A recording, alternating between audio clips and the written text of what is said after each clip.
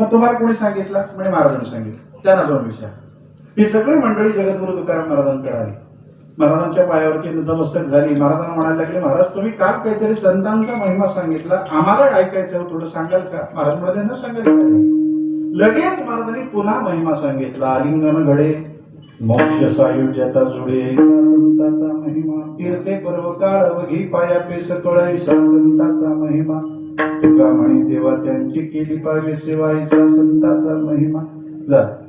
सगळं सांगून झाल्यावर ती मंडळी म्हणायला लागली, महाराज याच्यात काय महिमा आहे? काय महिमा तुम्हाला दिसला आणि काय म्हणून तुम्ही तुमच्या श्रोत्याला सांगितला? हे तर आम्हाला सामान्य वाटतं. महाराज म्हणाले, हे सामान्य? आलिंगन द्यायचं आणि सायुज्यता नावाचा मोक्ष मिळवायचा सामान्य? पायावरती डोकं टेकवायचं, सगळ्या तीर्था स्नान केल्याचं पुण्य मिळवायचं, सगळे पर्वकाळ साधल्याचं पुण्य मिळवायचं सामान्य?